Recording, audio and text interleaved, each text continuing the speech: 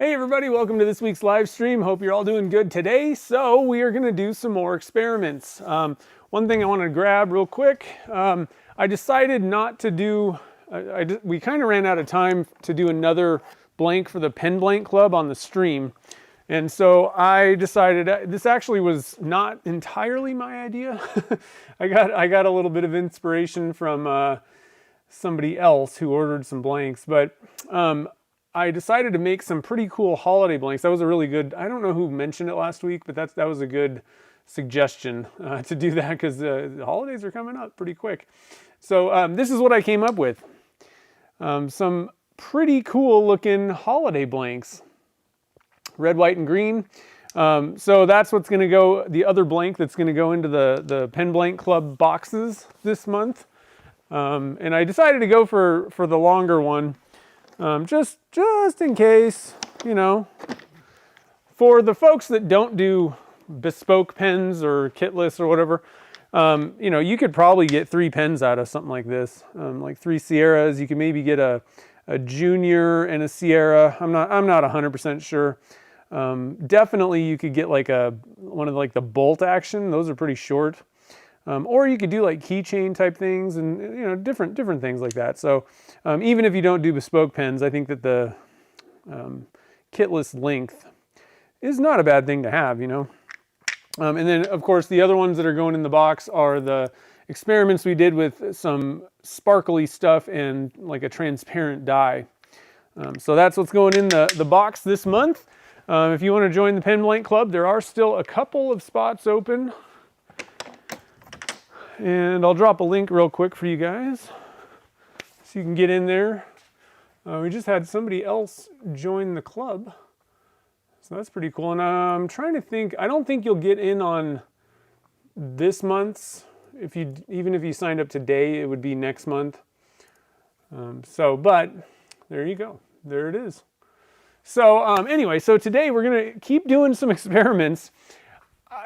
I don't know how this is going to go. I do know that you can use fillers of different sorts. I mean, realistically, if you think about it, like mica powder is a filler. And baby powder is basically just talcum powder. That is a filler that people use in the resin casting industry for different things. Now, I don't know if baby powder is what they're using necessarily, but I think the only difference between like baby powder and talc is going to be like probably some scent stuff, whatever. I don't think that's going to affect the resin. We'll see. I don't know if this is going to have any problems. There are other types of fillers that you can use, and people use them for different types of things. Now, a little while ago, let's see. I'm going to look this up real quick. I'm pretty sure that we did, yeah, I know we did it. I don't know when it was now. Let's see. Real quick, I need to mute. How do I mute? Huh. I'll just do that. Okay. I have a mute button up there. We did marble a while ago. Let's see. When was marble? I know we did marble. Marble effects. Well, we did marble effects, but I think we actually put marble powder in resin at some point, and I don't know. That was a little while ago. Shoot. Did we not do that? Now I don't know. I can't find it real quick. But I'm pretty sure we did actual marble, like powder on the stream. I have some, like a porcelain powder. I don't know. Maybe we didn't do it. But I have like Alumilite sells this porcelain powder. And then I also bought some marble powder. And this stuff is super heavy. It's like basically, I think it's like ground up marble, like rock. So this is going to make your blanks or your casting heavier, but it's also going to take up space. So like I said, you can use these fillers for different types of things. Some fillers, I think talc actually would fall under this category, where if you wanted to make your casting lighter for some reason, it's going to take up space. So, it's going to create more volume, but less resin, and resin's heavier than talc, obviously. So I don't know. There's lots of different reasons, ways that you can use this.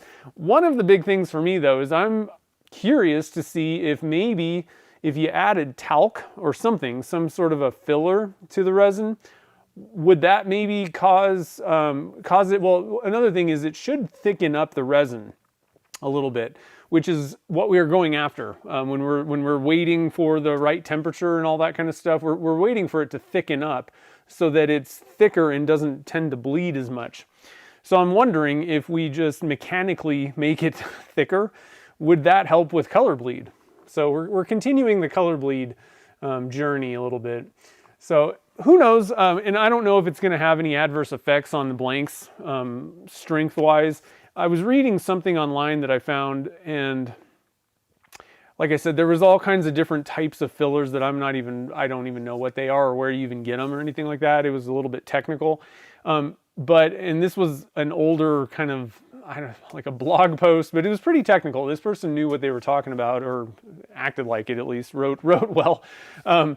Some of these fillers actually, so way back in the day we used to use, I did once, but people in the pen making, making blanks, people that were doing this stuff at home, used a lot of polyester resin. And one thing that was interesting was one of the effects supposedly on polyester resin, and I think it was talc actually. I'm not 100% sure. There was all kinds of stuff in this article.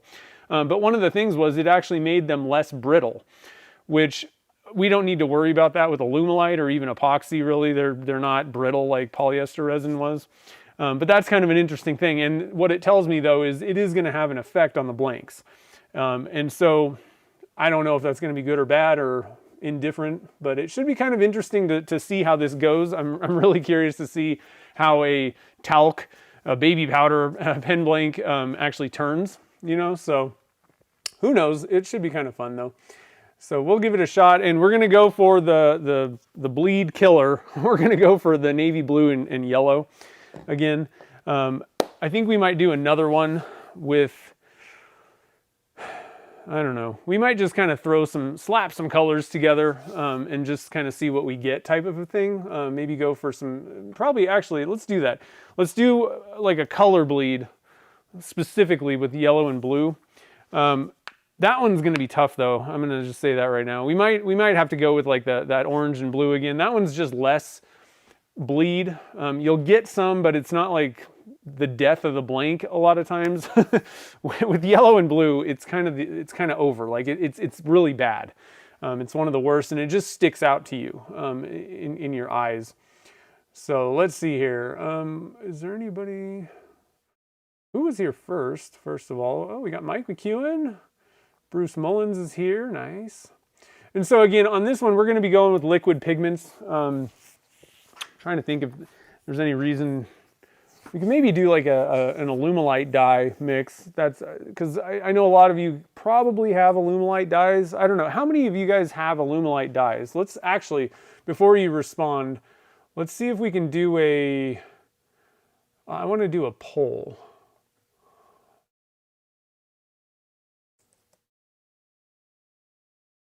Do you use, let's just, I'm just going to say use Alumilite dyes. Yes or no? And so like if you've got kind of like the whole mix of Alumilite dyes and that's kind of primarily what you're using with Alumilite Clear, let me know. I would say the alternative would probably be Divine Pigments, which is a little bit different, but if we don't have a lot of people that are actually using Alumilite dyes, then I'm just going to skip that because I don't think it's particularly useful to share with a lot of you guys, and it's not a big deal. The main thing is if you're using, and for anybody that's kind of doesn't know exactly what the difference is, Alumilite dyes are transparent. So if you just put this in clear resin, it's going to be like red clear, like stained glass kind of thing.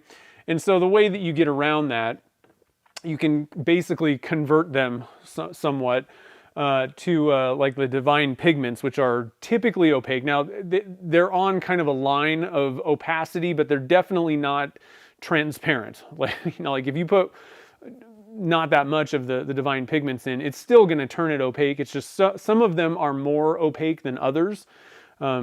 So I'm just going to call them opaque compared to transparent. And the way that you get around that or convert transparent dyes is you add white. This is, even with the this is an Alumilite one. I don't have a, let's see if I have a white in here just to give you guys an idea of what I'm doing here. Just to make sure you're not, so this is the Alumilite white dye. I'm pretty sure this is the bottling that they have now. I buy big ones. I buy the 16 ounce guys, and then I just have my own little bottles that I bought, and I fill the 1 ounce with this. It's just, you know, per ounce it's cheaper if you buy it in 16 ounces at a time. So that's what this is. If you add the Alumilite white dye, though, it is opaque. It's basically a pigment based one. So if you add red to white, you're going to get opaque red. Now the problem is, though, this is white, and if you add like a tiny bit of red to a bunch of white, it's going to be pink. So the problem that you have with doing this type of a thing with Alumilite, you know, or with anything, with any clear resin, the problem is you have to add X amount of white dye off the bat, and you have a max that you can add with your with your dyes to the cup. And so in some cases you may run out of you may need to put more dye than you can technically put in the cup to get the right color. So that's why these aren't as good, I don't think, typically as your pigments, because they're already opaque. You don't have to add more stuff to make them more opaque.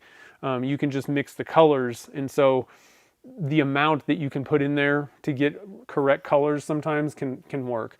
Now, if you pre-mix things, that's a whole different story, and you know, whatever. But anyway, so let's see here. Let's see what our poll's doing.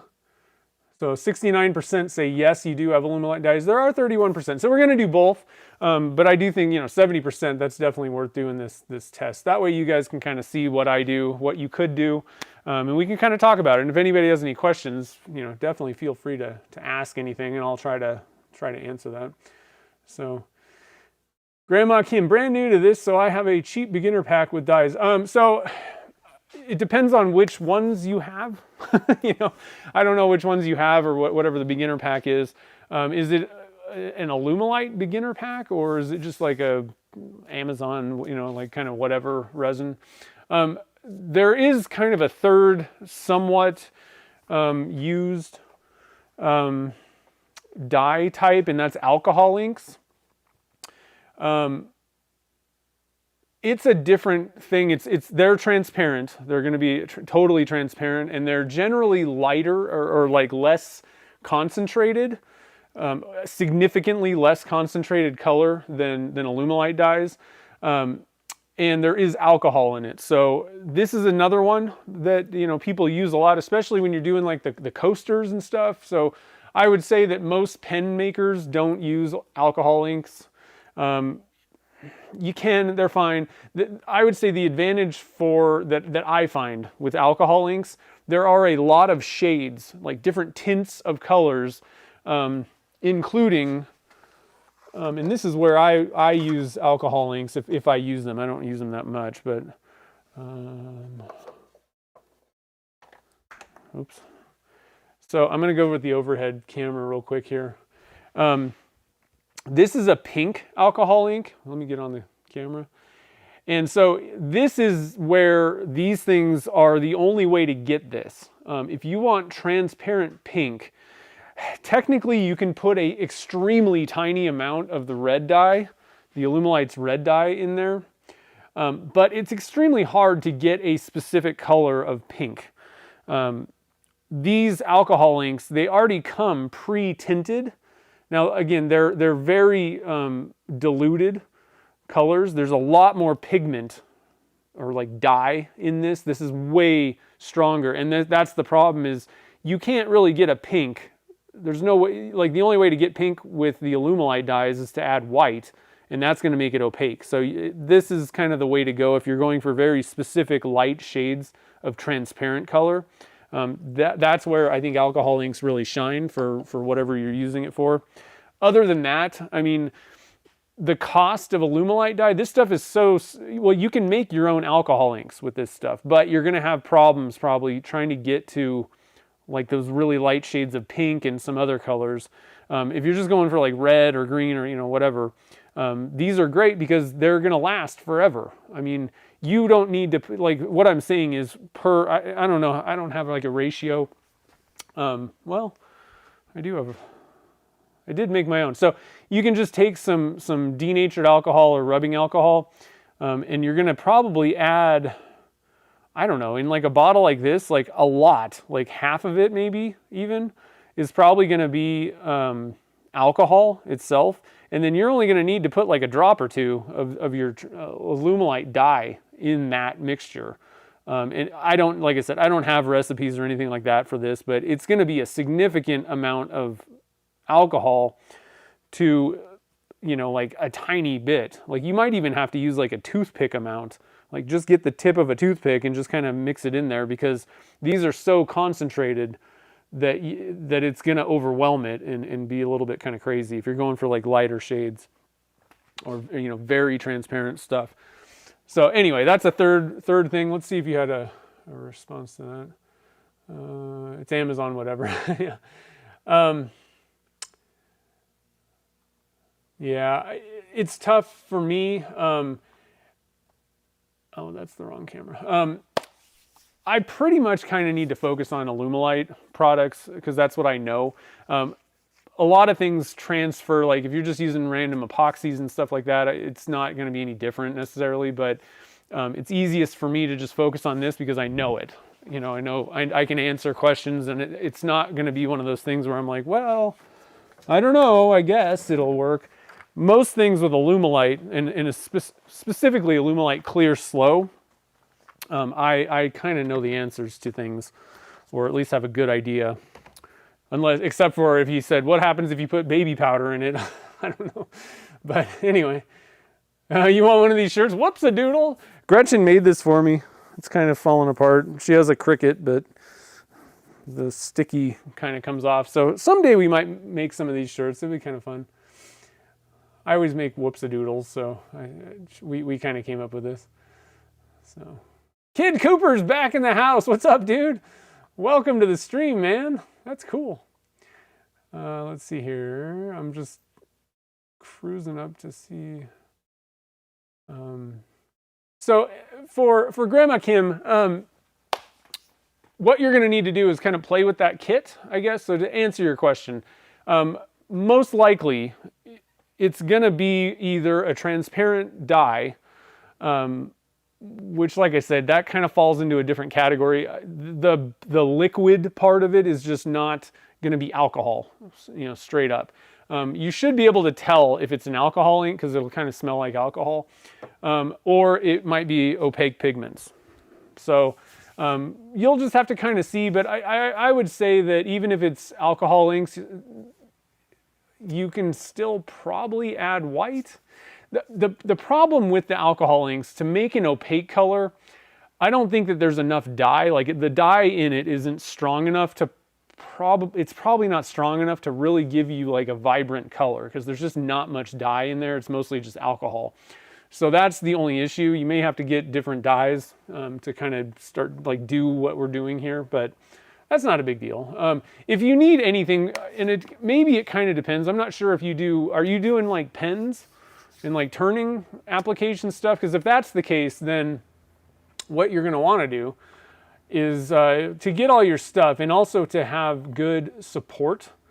Like if you have any questions or have any problems, basically, I would head to Turner's Warehouse because they have all the stuff that you need and they know what they're doing and they're, you know, definitely there to help. So let me get you a link to their website if that's what you do. If you're just doing like the kind of crafty, you know, resin stuff, some of the stuff, like I'm focused on turning for the most part. So you might want to maybe, you know, use other resources. There's a link to Turner's Warehouse though. And like I said, they got everything with casting, turning, knife making, what, you know, all kinds of good stuff. They have all the Alumilite dyes. They have the Alumilite resin. They have the Divine Pigments. They've got all the stuff that I'm using. Let's see here. But yeah, welcome to the stream. I'm glad that you joined the fun. All right, so let's see here. Yeah. Okay. Just reading through the comments real quick. Oh yeah, I guess I could take down the challenge. I could do that. I can do that right now. Look at that, it's gone. I have the power to do that. Okay, so let's quit talking. I don't think there's anything else, so I guess, yeah, we did. Hopefully you got your ornament in for the ornament challenge. And if you're, let's see, so what is so Amy's in the chat. Remind us when the auctions start. I want to say November 26th or something like that. But so the auctions will be coming up, and that way you can, that's where they make the money on these ornaments. So it's fun. The fun part is we all get to make ornaments, and then there's, the categories, and there's prizes for the winners of each category. Plus they do just drawing giveaways for everybody that entered and sent in an ornament. And I think that I've got 3. I forget exactly what it was. However many it is, I've got some gift cards to my website that are up for grabs in that. They're going to be giving those away, plus tons of other awesome prizes. So make sure to check out when they do the live stream for the winners and all that stuff. And then the auctions start like right after that. And that's where we need to bid up those ornaments and grab some. And like I said, every single year, it just gets better. Like there's many options, if you want to grab some ornaments, but they're all so good, excellent quality. So auction starts on the 26th. Perfect. Cool. Oh yeah, you're gonna love the rings.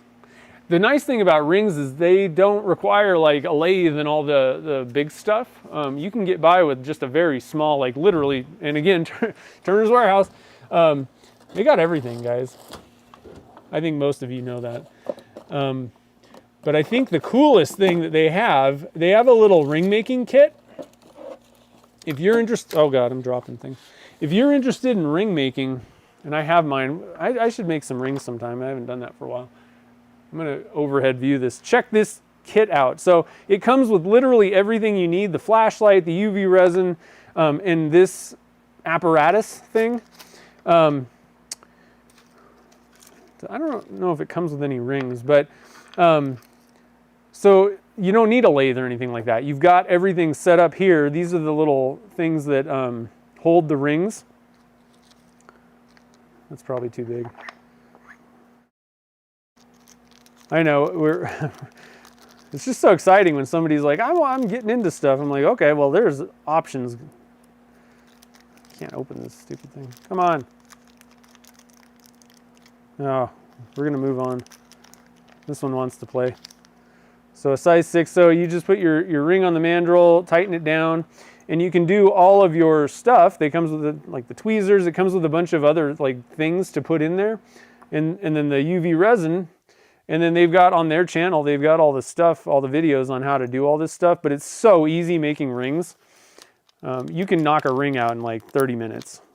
Easy, start to finish, done. So this whole kit they got, and all kinds of other stuff, and they got all the little mix-ins and stuff, things you can put in there. So go definitely, like I said, I know you're probably like, oh man, I'm gonna spend a lot of money, but it's totally worth it because you can also sell a lot of these things at craft shows and stuff. So at least your hobby isn't just a complete money pit. Okay, so let's see here. Oh yeah, oh the straws, yeah. Oh man, the straws was fun. Okay, so let's get started here. Let's do the for the first one. So we're just gonna make some pen blanks, and this time we're gonna go for stirring it and all that. I'm just gonna do it like I would normally make pen blanks. We're not gonna go split cups or any of that kind of stuff. We want to see what this stuff actually does, like on a normal day, if I'm making normal blanks. Now again, last week we found out that. Oh, and I finished that pen. We found out that the split cup pour gave us pretty darn good results. I mean, there's a little bit of green haze. I would consider that probably okay. It's not that bad. And then this side was actually better. Like it's almost like a dead-on line. But there is a little bit of bleed. Now with this one, the orange and blue turned out great. And I got the pen finished. I finished the section and everything. And this thing's looking pretty sweet. It just needs a nib and it's ready to go. And I really actually like it reversed with the orange backwards. It makes it more interesting, but this was a really fun pen to make. So we did find out that it is kind of possible to get not so much bleed going on, but pouring it normal, and then I think the biggest thing is going to be the stir stick. That's where that's where things happen. All right, so we're going with the yellow and blue again. We're going to mix up, let's see here. And again, these are like the Divine Pigments, totally opaque, ready to go. Now I've mixed up my own, these are my own mixes, using their, those pigments, mixing different things together, but basically they have most of these colors anyway. So these are just specific. I was actually going for something very specific. All right, so today is 11/16. Oh, one thing to let you guys know. So in the future, the next door, so we are renting the space that we're in right now, and nobody else has been in this building for decades. I mean, there's never been anybody else in the building. There was for a while. They were doing some dog training thing next door, but that was the owner of the building that was doing that. But that caused issues with the live streams because they were playing music and they were super loud. So that's been gone that only lasted for a while, but we have somebody new moving in right next door to me. And I have a feeling there might be some issues possibly with noise. From what I hear, I guess they maybe make furniture, so there might be some noise issues with that, but there's also possibly music issues. And if they're playing music, I can't do a stream because YouTube will shut it down because of copyright stuff. So I haven't talked to them, I haven't met them yet, but they did move in one night. I just didn't get a chance to go over there and talk to them, and I didn't know exactly what was going on. So in the future, one of two things may have to happen. Either I can't do streams if they're being noisy and playing music all the time, which hopefully we can work something out, but I don't know. I'm just not sure what they're going to be, how cooperative they're going to be necessarily. If that's not the case, then maybe I have to change the day. Like if they don't work on Sundays or something like that. I'm hoping they don't work weekends. That'd be great. But I don't know anything about it. So I'm just letting you guys know there may be some things that need to change in the future with the streams if the worst case scenario happens. And I'm so excited that we have people that I have to deal with now. So I'm hoping they're nice though. I don't know. I would like to have my own shop someday. That would be amazing. So I just wanted to let you guys know that there's a little bit of a kind of a warning. There may be changes or issues going forward. So let's get back to this. They're not here yet, so we don't have to worry. So number one, let's see, dye, bleed, plus baby powder. All right, so number one, we're going again. So these Gatling molds, they hold, I usually mix up about 400 grams for these. That's well over what I need. But I like to have extra, and then we can make our little faux burls out of the excess. So I'm going to mix up, and I just know that I'm not going to like run out or anything like that. The mold will get full, and there's just a little bit left over. All right, so we're just going to do a, let's see here, I don't know, 50-50 split, that's fine. So 200 grams for the blue, 200 grams for the yellow, and then we're going to be using, let's see, what did I use last time? 5 grams. Oh, that's not 5. Wait, 200. Oh, that's why. Yeah, so we're going to go with 5 grams. I'm going to put about 2.5% in each cup. There is an upper limit on how much dye, like I was saying, you want to add. I think that I'm below that. I would imagine that you can go to about, I would say maybe up to 5% factored against the entire cup of part A and part B. So in this case, it'd be 200 grams. I haven't done testing. Usually you don't need to go to the super extremes on this stuff. But like I said, sometimes with these opaque pigments, if you're going for totally opaque and you don't want any see-through, sometimes you do have to load it up pretty high. So 200 times 0.05. So at the most 10 grams, even that might be a little bit much. So maybe like up to 4% is what I would stay under 3%, and you should be perfectly fine at that point. 4% may be doable, maybe even 5%, but you would have to test it out and see, because what can happen is there's stuff in this to make it liquid. So like the pigment itself, the stuff that makes color in any of these things, it starts out as a dry, like an element, like rock a lot of times and stuff. You know, obviously but in a powdered kind of form, but it's a dry pigment that they add to some sort of a liquid. And in some cases, there may even be some sort of a binder. We start getting into like paints and stains and different stuff. There's going to be binders in it to kind of glue it onto the surface of stuff. You shouldn't have binders in this, I don't think, but there is something else added to make it liquid, right? And so you're adding that into your resin. Now it's compatible up to a point though. If you put too much in, then you can have curing issues.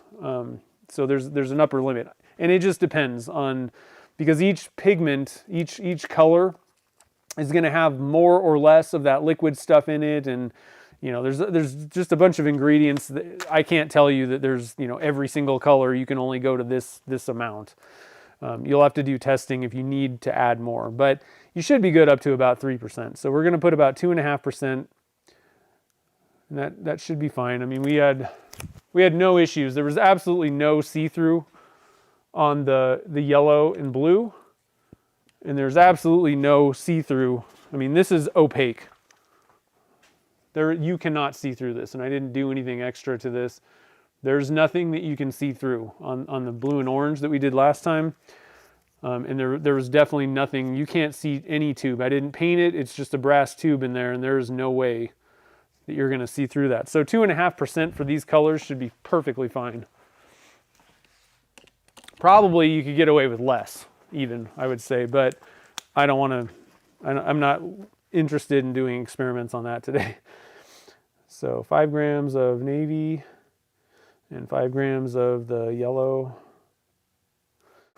And we are going to pour this. We're going to probably, let's see, so it's 69 degrees in the shop right now. We're going to pour the colors at, like, what did we do last time? Oh shoot, I don't think I wrote it down. Oh yeah, I did, 106. Let's do like, I don't know. We'll do like 105, that's fine. Same thing, 105, 106. And then we're gonna use my regular stir stick, which is just the bent. Well, actually, I think what I'm going to do is I'm going to use this one since it's what we used on the last time. It's just a little bit fatter in the end. So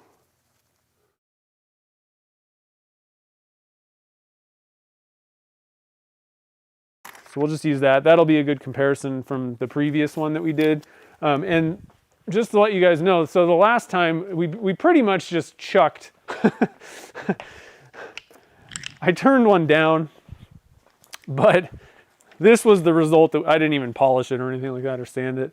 This was the result that we got using a split cup and then stirring it with a stir stick. And there's all kinds of green. It's just bad. So that's going to be our comparison.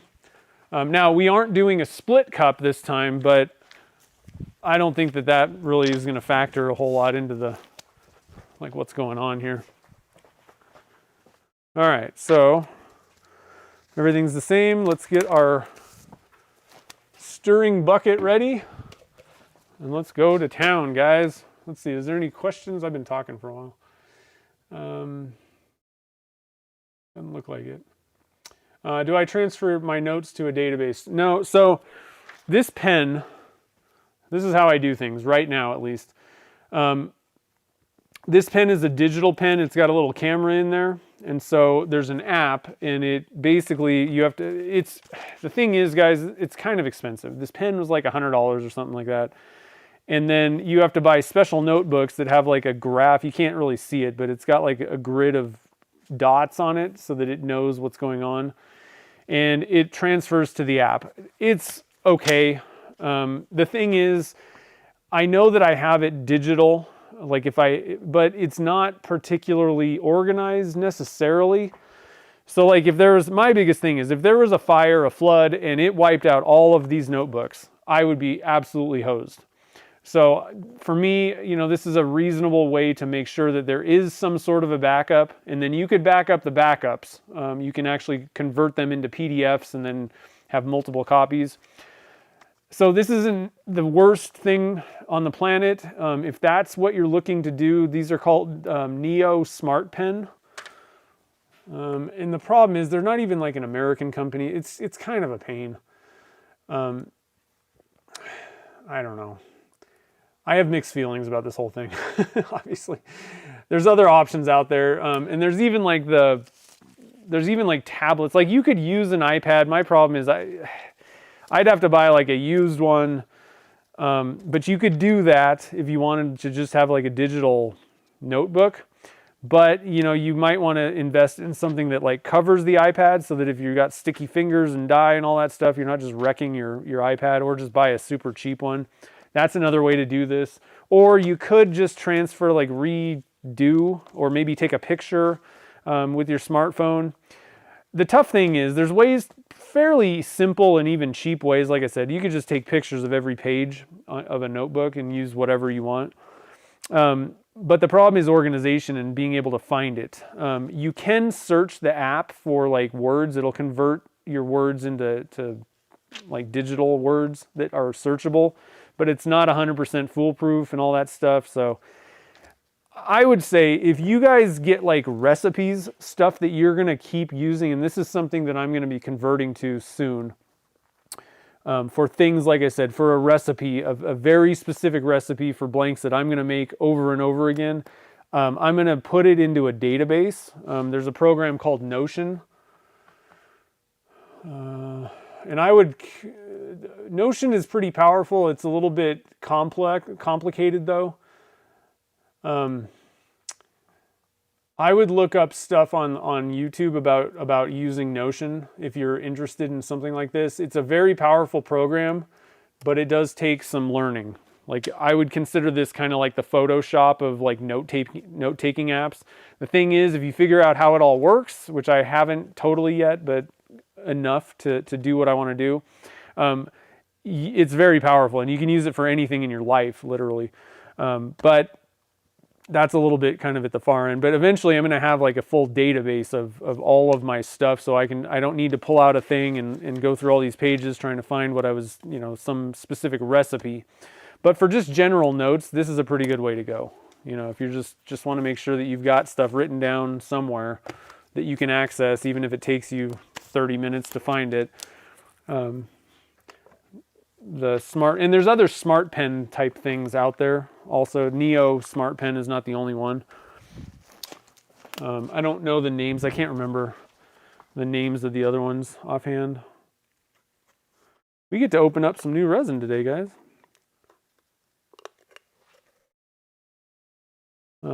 Last time I ordered Alumilite, I usually order it in the 10-gallon size, which I did, but then it didn't make it out of, like, something happened. It leaked or something like that in Salt Lake, and so they just sent it back to Michigan instead of to me. And Alumilite just sent out 10 gallons of these things, which is fine. It's the same thing. I like to put a little, just to make sure I don't mix caps up, I write on here. And just in case I'm too lazy to look at the label, I write it on the bottle too. But you don't really want to mix the caps up because it could glue itself on there. if you had some part, if you took your part A and it had a bunch of part A in there, and then you had some part B on the lid here, you might kind of glue the cap on. So, good to keep those things separated.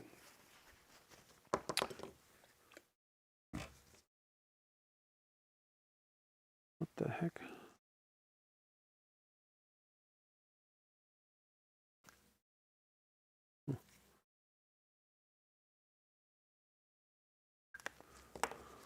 What did they get all over me? Huh.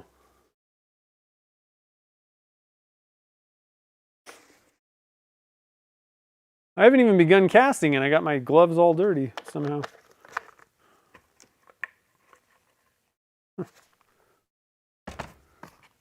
Okay.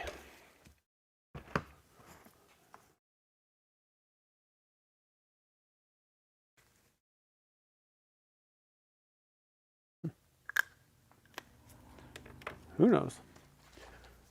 All right.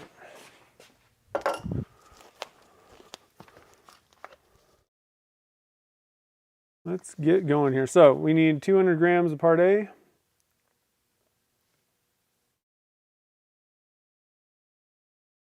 Close enough. Since I went over, I'll go to 201 grams of part B here. It's always good to get as close as possible, but and it's more important if you're only mixing up, let's say, for some reason, if you were only mixing up like 20 grams of resin total, you need to get it very accurate. Otherwise, you're like the amount of part A and part B. The less resin you have, the more accurate you need to be because it can throw off that ratio more. And so if you're only doing very small things like dice or something like that, like one at a time, and you're mixing literally like I said, like 20 grams or something like that, you're going to want to invest in a scale that will go down to the 0.1 gram level. If you're doing larger things like this, like 400 grams, like it doesn't need to be, 0.1 accurate. It's not necessary. Because it's just not really going to throw the ratio off. Now, some resins may be more, finicky than others, but Alumilite Clear Slow is not that finicky, but in smaller amounts. Like, you really don't want to be mixing up only 20 grams of the Clear Slow anyway. What do we got in here? Got a little chunk of something. Get out of my resin. Because this, Alumilite Clear Slow is intended to be poured in like gigantic amounts, over 32 ounces at a time. So when you, and to do that without it doing runaway overheating, it doesn't generate as much heat as your kind of standard typical resins. You don't want to be pouring over 32 ounces of any resin. I don't care well, if it was super flat, that would be one thing, but like in kind of a large chunk, most resins are going to overheat, crack, yellow, smoke. It's going to be bad. Most of your just like your tabletop epoxies, like you really can't go over like 3/4 inch, maybe an inch thick. Your deep pours can go up to about 2 inches thick, but again, even those can't handle like a large, like a bowling ball, pour it all at once. Alumilite Clear Slow can. But if you're doing like really small, thin things, what can happen is it doesn't generate enough heat. Now, it will cure miraculously. I don't know how. So if there's a bunch of dye and stuff in it, it's probably not going to matter if you can't see through. But if it's transparent, it gets white haze in it. And so if you were doing like label blanks, I don't recommend using Clear Slow for label blanks at all. Most people have issues with it. It gets, like I said, that kind of white haze to it, and that basically just kind of ruins your blank if you're going for transparent. So if you're doing that kind of stuff, I would go with like Liquid Diamonds is a really good one for those things. You could just go with Alumilite Clear regular. That stuff works great for it. I kind of prefer epoxies for that. You have more working time and all that stuff, and all you're doing is pouring clear. So that's where you can make a lot of them at that time. Let's see, what am I doing? I got to think about what I'm doing here. Let's get some cups out. So we need 200 grams in this cup.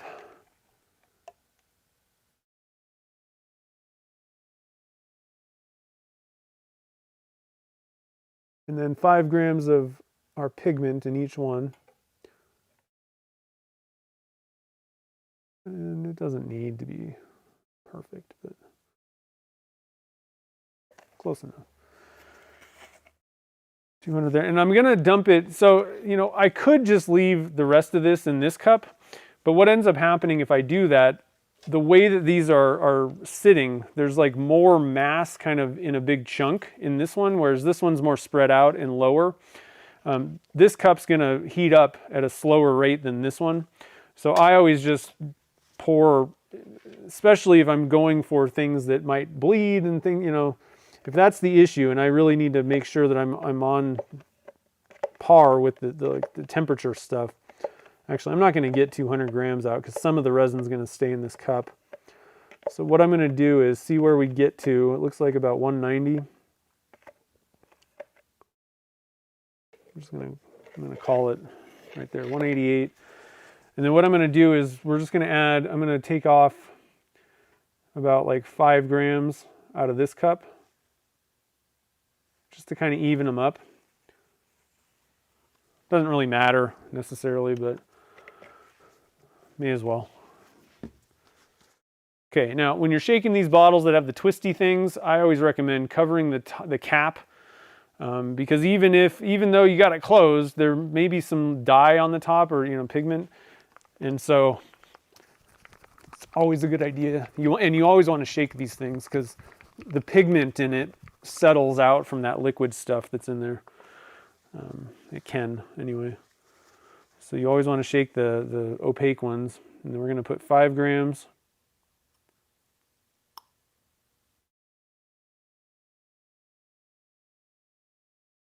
A lot of times your blues, here's just kind of a quick tip to, you know, I said that some of these pigments are more transparent or, you know, less transparent than others. Typically the blues are pretty transparent, so you're going to want to add more of that. That's one that definitely sticks out in my head. Red can be a little bit. So the thing is, the way that they make these things, some of them have white in them to lighten them or do, you know, to do whatever. And so if it's got white in it, it's going to be opaque without trying too hard, you know, without adding too much in it. But some of these things are a little bit more like what you would call like a pure kind of pigment. And so the pure pigments that don't have any white in it, they're going to be more transparent. And you can usually tell a lot of times the ones that are going to be transparent, these, and I'm only talking about the divine pigments. Usually the ones that are more transparent are also like thinner, and you can kind of tell like it sloshes around in the bottle when you're shaking it more. So just a couple of like little tip, man, I'm almost out of this stuff. A couple little tips about this stuff to kind of help out, but always the best way to kind of figure it out is to use your stick and see if it is like see-through when you're mixing it. So I'll mix this stuff up. You always want to mix it really, really well. Mix it for a while to make sure that it's nice and mixed in, because otherwise it can just appear to be kind of transparent, but you just really haven't mixed it all in as good as you need to. So mix it up real well. And then just pull the stick out. And if you can see the stick, if you're using a wood stick and you can see wood grain through that, then you're probably going to be seeing brass in your pen if you're using a tube. All right, so let's see here. Any other questions while we're going here? No. Welsh Piper's here. Can't talk. Huh?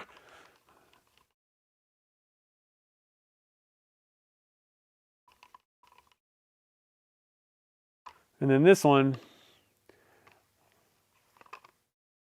again, I can't see through it. No, we already know that this mixture works because we use the same amounts on that pen that we turned. And again, blue and yellow are by far the worst culprit for bleeding. Orange and blue, a little bit, it'll turn a little bit kind of brown. And you know, if you pour too soon, it's going to be a mess. It's going to bleed, like almost, I don't care what color it is. If you don't wait till it starts to thicken up to the right thickness or viscosity, let's say, then you're going to have problems no matter which one it is. You know, no matter which color you're using. But even in like a perfect world, you do everything all perfect with the timing of when you pour and all that stuff. Yellow and blue are the worst. Orange and blue is pretty bad. Purple and yellow can be pretty bleedy. I don't know. I think those are the worst ones for the most part. Oh, we need to add baby powder. Shoot. What am I doing? Okay. So I'm going to go, let's see, there's 200 grams.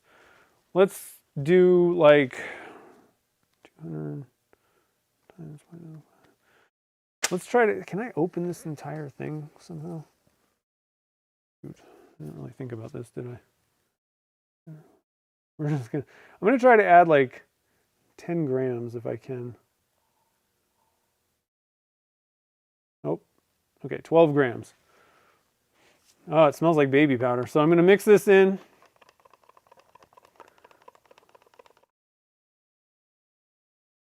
Definitely thicker. Let's get 12 grams in this one. And the thing is, I don't know how much to add. Like, oh, I went over 14, 15. Let's see. So that is 200.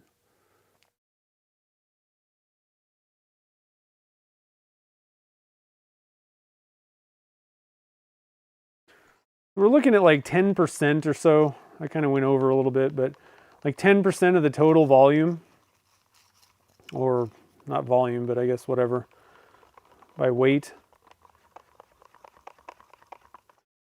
I want to mix this in good, but I don't know that you really need a lot necessarily to get it to thicken stuff up. It's not that much thicker. Let's do 20%. What is 20%? Well, that's 40 grams. Maybe we put about 12. Let's just double it and see. We're about at double. Now this also may affect, like, I should have been thinking a little bit more when I was doing this. Now that's getting pretty thick. So this may affect, or it may kind of change the temperature that we technically need to pour at. Like, it may be thick enough to where we can get away with pouring at a lower number. So I put about 18 plus 15 in this one. One thing to think about also, though, is eventually you're going to get to the point where it's going to be really difficult to stir. It's also going to be, again, I was saying, you may need to adjust when you pour this, because it may just be literally too thick. If you wait till, you know, what we normally would pour it at, when it, you know, but the stuff started at a thinner viscosity at that point. You've added a lot of thickness. I've even seen with, you know, if you put enough mica powder in certain, you know, in a cup, it can kind of thicken it up. So that's also, this is why I kind of came up with this idea, is because mica powders are bigger chunks of color and they tend to thicken the resin up. If you put a lot of mica powder in there, it thickens it up quite a bit, and you just don't really get color bleed with mica powders usually. So I was thinking, well, okay, what if we could somehow thicken up the color? And I don't know if that's going to work that, you know, in that same way, because technically we're not changing the size of the color particles. But maybe this stuff will kind of bind a little bit to the dye or the pigment stuff. You know, you'll kind of mix the talc with the pigment. And hopefully we won't get as much color bleed. I don't know if that's going to actually happen or not. But let's see. So we were at 12, let's see, 15 plus 18. 33. It's like 16.5. Definitely thicker, it seems like. Let's see what temperature we're at. We're at 93. It's not so thick I can't pour it at this point. It is thicker, for sure. So let's just keep it there. Like we're at like 15 to 20%, somewhere in that range. Thing is, if you add too much, it may really screw them up on the lathe. Like it may not turn very well. Oh, did the thing come back? Oh, because I'm on a different screen. There you go. Does the blue look like, does that blue look a purple color? No, it's definitely blue. Navy blue. Might be the camera or your screen a little bit too. May not be totally true to color, possibly. Looks pretty blue on my screen. I don't know. Okay, we got our stir stick ready. So I'm thinking, I don't know, it's still pourable. Like this hasn't made it so thick that I really feel like we need to adjust the temperature. We're at 98. I mean, I think I'm just going to keep going until 105 because it's still, I mean, it's still definitely pourable. Now you could go, you know, probably up to like 100%. Like I could put, the thing is, I think a better metric for this rather than weight is actually kind of a volume measurement. Like I've got this much in this cup, and if I did like 10% of the volume, I think that's probably a better way to like measure out the baby powder part than weight. Maybe if you converted it and said, well, okay, 20 grams of it turns out to be about 10% volume like that, then I would maybe just, it's easier just to use weight in that case. But I think that really the way to look at this is more of a volume, because you can, I'm pretty sure you could probably go to a 1-to-1, like have an entire cup, you know, so like double the amount. So we're actually, I probably could have gotten away with a lot less resin even on these too. It's probably going to be a lot left over because we're adding volume to this. But so I don't know if that helps or not, but I think that's probably, that would have been a smarter way to deal with this rather than weight. So we're 102. 103, 102, 103. Oh, don't feel bad, Jennifer. I've been messing around with these colors and stuff, and like it just, your eye, it's funny because your eyes just get like whacked out on color a lot of times. A lot of times I have to like just stop what I'm doing and come back if I'm trying to get a certain color, because it just doesn't work. Now, one other thing to kind of note, that's at 105, so let's go ahead and pour probably. This one's only at 104. That's at 105. Okay, so let's do our pouring. Yeah, but I have to stop and come back because my eyes are just messed up. And it looks like, things look like, I'm like, that's orange. Then I come back and look at it, I'm like, no, that's totally just yellow.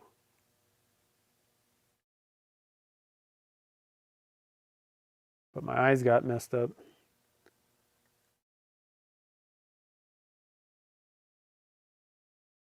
Okay, one thing to note, the top here where it kind of mixes together is not bleeding too much. I'm pretty sure that last time it was like apparent. I'm like, oh man, I don't think this is gonna work, because the top where I'm just, you know, bridging over to the next tube, it was just a mess. Like it was green. And while there's a little bit, it's more on par with like what I considered to be fairly reasonable amounts of dye or bleed on that pen when we did the split cup. So I don't know, this might actually work. I really didn't have any like super high hopes for this, if I'm being completely honest.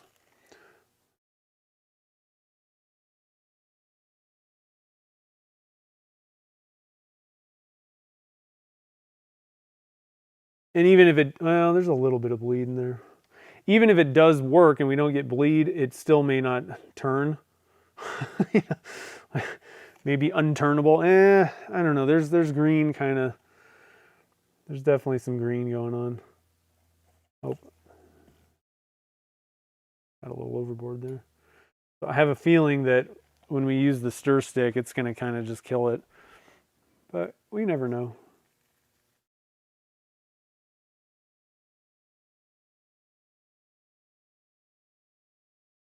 Yep.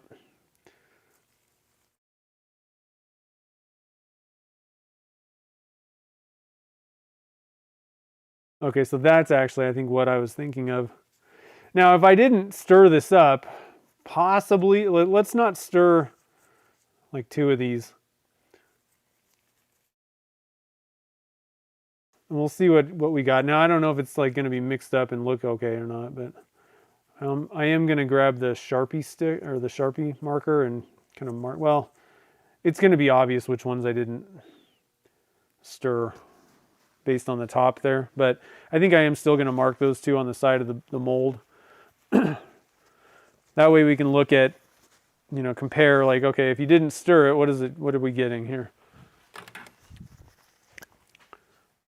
I'm just going to do that. And it's somewhere in there. Hopefully I'll remember. A lot of times I demold things and I totally forgot what I was doing. So I don't know, guys. That's pretty green on the top there. I don't know if this really is doing anything. We could have maybe waited to a higher temperature even. Or, you know, you could add significantly more. I don't know. But I think we're just going to have to kind of wait and see what the results are. Either way, so I think on the next one, I think let's go for colors. So if you guys want to pick some colors, go ahead and super chat, and we'll try and let's just do like, I don't know, not too many colors necessarily. Let's do like up to 4. If we get 4 people that want to super chat, we'll go up to 4. I don't know. If we go more, then we can go more. So if you want to pick some colors on the next one, let's just go for whatever on the next one, and we'll just turn some baby powder blanks and see how they turn. You know, instead of worrying about the color bleed, because I really don't think that did anything for the color bleed side of things. I don't think it really helped with that. So let's get a...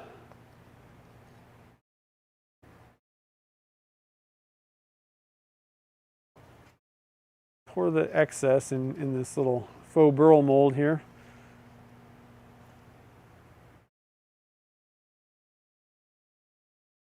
This stuff is going to be super bubbly.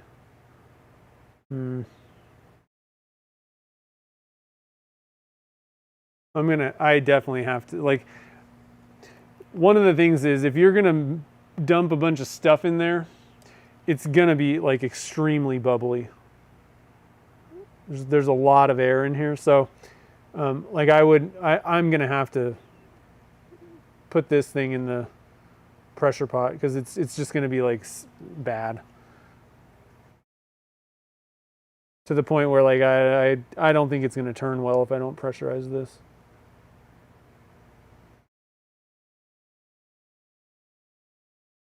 And it's pretty thick at this point too, so. Shut up and take my money. Probably won't get a lot of color bleed if it's this thick when you pour it, but that's kind of the problem. Like, you know, we could wait forever, but like you couldn't get this into a take my money.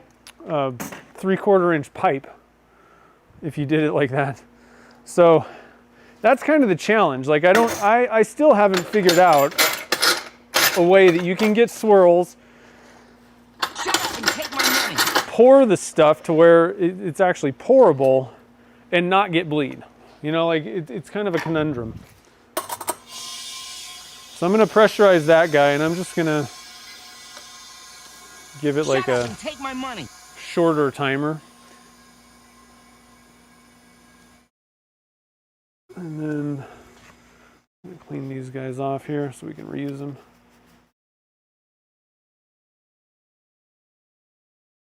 Yeah, so I don't know. That was a little bit less exciting than I was hoping for.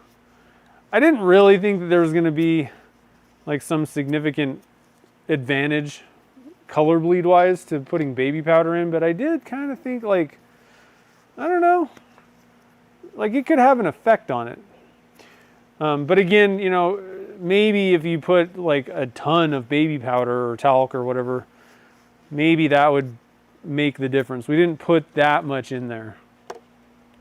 I don't feel like it was like some significant amount that we put in there, you know, because it really wasn't even that hard to stir or anything like that.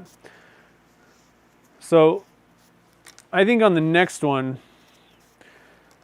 we're also going to increase the amount. Now that's not going to tell us on bleed or anything like that, but I do want to see how it pours, how, you know, like what does that do to it? Because I may go back and try another round with a lot more, using the blue and yellow possibly, or something that bleeds more, and just kind of see what happens. Now I wish I could just pop the top of this thing off. No way to just open this thing, because I just want to dump it out, you know. Let me grab a... Okay, so first off, I need to move this because I'm going to get my hands stuck in there.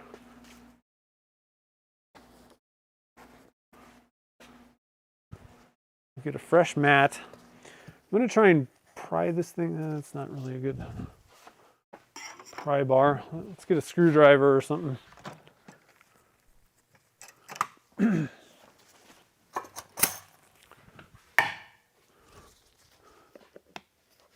There we go. Okay, now we're talking. So here's what I'm going to do. I would say that if we're doing like 200 grams, so like what I want to do is put about 50%. So I'm going to fill this cup.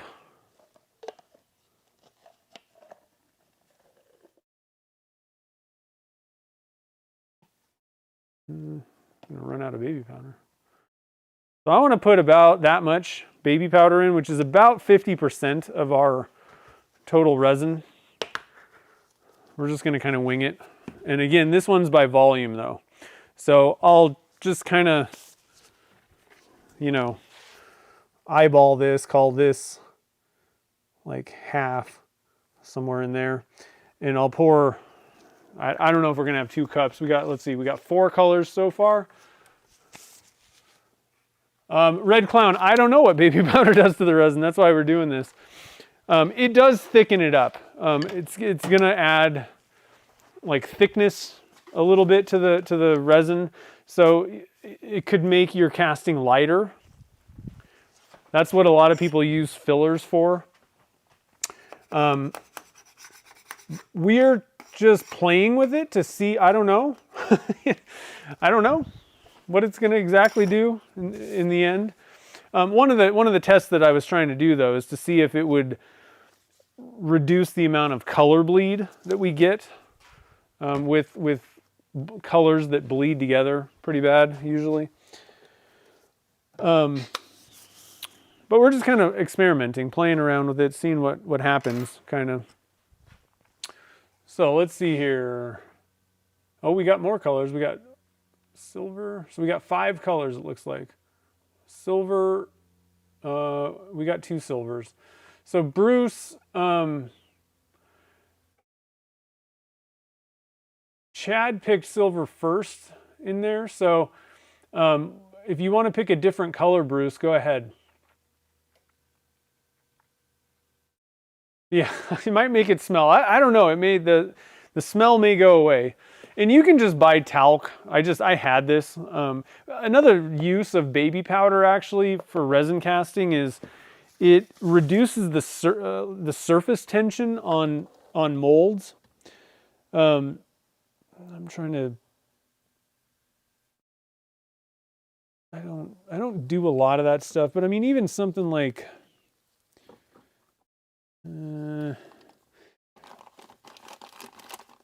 I mean, I don't think that this is particularly important for pen turning type stuff, but I don't know. I'm just going to pull. I don't have a good example of a mold. I've seen a lot of people that do props and different things like that. You can add baby powder into a silicone mold, and it supposedly reduces the surface tension when you're pouring it in, so it kind of flows into little crevices and things in like a complex silicone mold.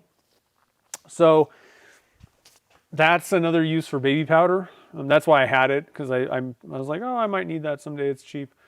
But other than that, for like turning applications, I don't think baby powder is probably going to do a whole lot of anything for anyone. I don't know. We'll see. And it may cause problems. It's probably going to have an effect on the material. And so one of the questions that I have is, if we found a good use for baby powder in resin for turning application type blanks, you know, that's what we're casting. If it did solve a problem like it reduced color bleed, can you turn it still? Because it has to be turnable and not cause issues for people in you know, during the turning process. So.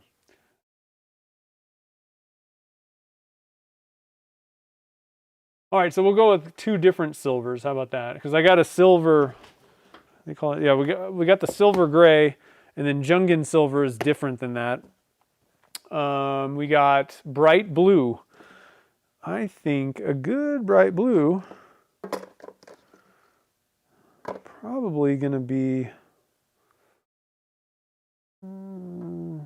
I think my brightest is probably this rainbow blue. That one's a pretty bright, oh, let's put it on the right camera. How about that? Right there. That one's a pretty bright blue. Now, if you want like a lighter bright blue, Bahama blue is pretty good. So I'll let you kind of pick. So rainbow is the first one.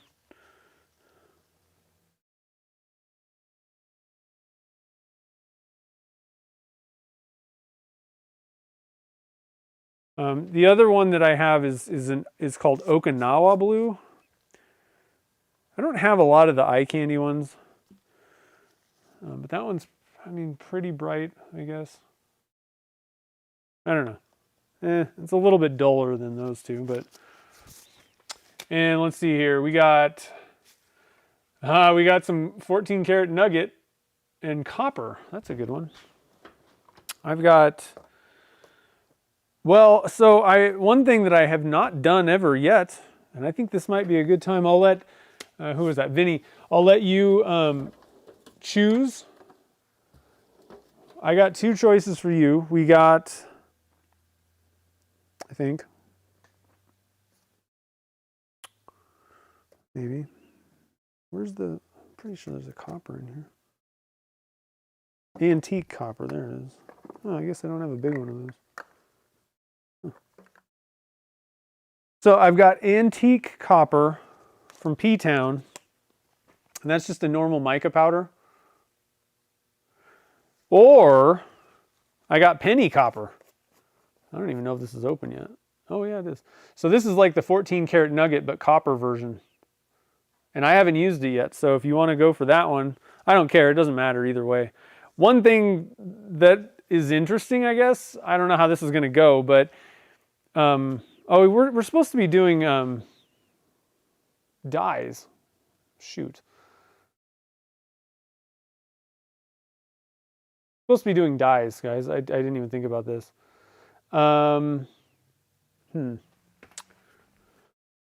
Silver. There's really no reason to put baby powder in with mica powder because it's going to just kind of kill the effect. So this is actually an interesting thing. This is probably going to completely dull the mica powder. Like it's not, because you need light transference. It'd be like dumping a bunch of white dye in with mica powder, and it would just kind of kill the mica, the shimmer, the pearl. So I think we should go with what I was going to do is go with the Alumilite dyes.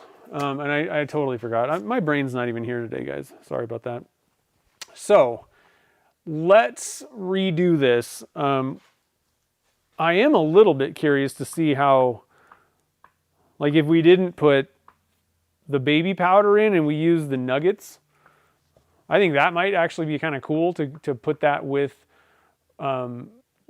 dyes, but it's kind of ruining the point. I think we're gonna have to scrap the mica powders, guys. We're gonna have to scrap that. Let's see here. How does it not go? I don't know if it's clumpy or not. It didn't seem very clumpy on the first one. Yeah, guys, we're gonna have to scrap that and go with the Lumelite dyes. How many colors do we have? 1, 2, 3, 4, 5. 5 colors. So let's go with just go with like normal like colors, something that I can mix using Lumelite dyes. And we'll just wait a second here if you guys want to pick some different ones, but this it's not gonna work. Like it's I mean, I guess we could do it, but it's just gonna be a complete waste of blanks. Yeah, that's a whoops-a-doodle. Yeah, I know. I wasn't even thinking. I was like, oh, because usually when we do this, I'm like, oh, I got all kinds of blues and I got this and that. We usually use mica powders on this, but yeah, it's not going to work, guys. It's just going to dull the effect. It's not even going to be like fun, I don't think. Like the mica powder is just not going to look like show up, and a lot of times what can happen also is like the color just doesn't even show up either. It's similar to if I wanted to add mica powder. This is one of the things, you know, I've talked about this for a few times on the stream. I use a Lumelite white dye, a Lumelite white resin. It's another resin that Lumelite makes for the team color blanks. And when you mix part A and part B together, what you get is literally no dyes, nothing else in there. A and B. When it cures, it basically looks like HDPE. It's totally solid white blanks, completely opaque. And if you put mica powder in that, it doesn't do anything. Like the color doesn't even show up or anything. It's definitely not pearly. And that's the reason being is because these little chunks of color need light transference and reflection to actually work for even the color to show up. And so if we dump a ton of baby powder in there with this, it's going to be effectively the same thing as just using like dumping a bunch of white dye in or whatever. It's just going to kill the effect. They're not going to look good at all. They're just going to be white with like, you'll see a little bit of color show up, but it's going to be kind of silly. So let's pick some new colors. Let's see here. Let's put these guys back. I'm bummed because I still haven't gotten a chance to use the penny copper yet in anything. I haven't done it yet. Good choices though, guys. It was good choices. Next time. Silver gray. Okay, so for like silver, I can do like kind of a grayish type thing.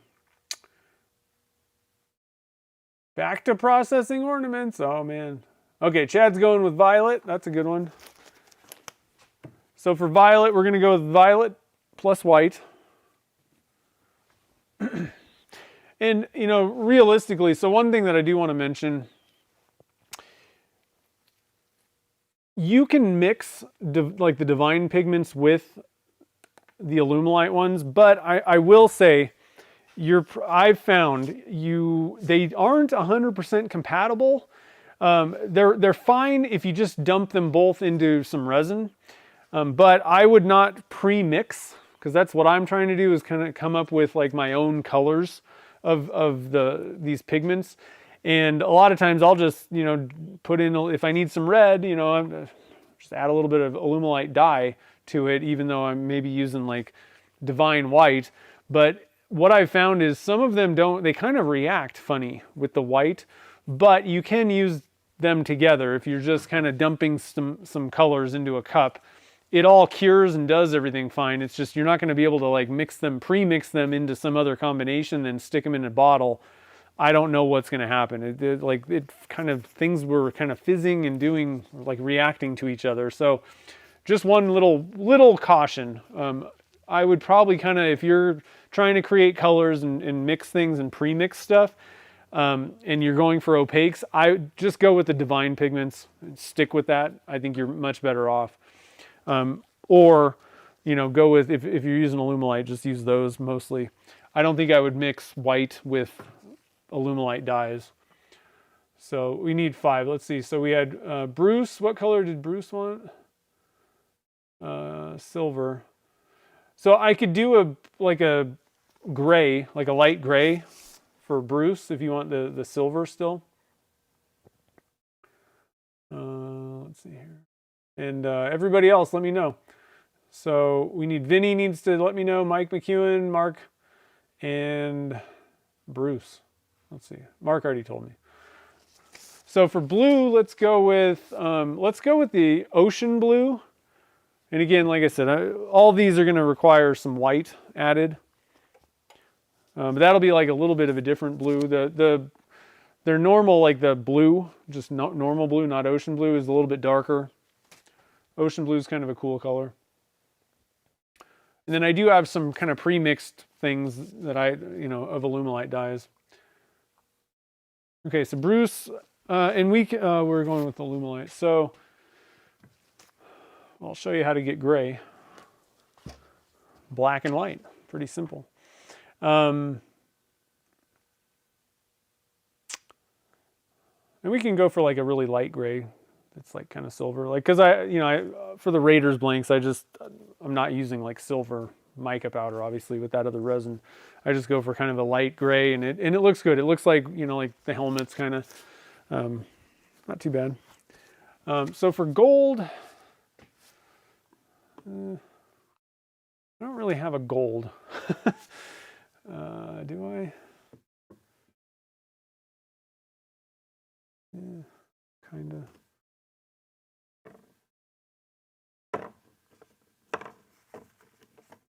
I'd have to go with like kind of an orangish type thing.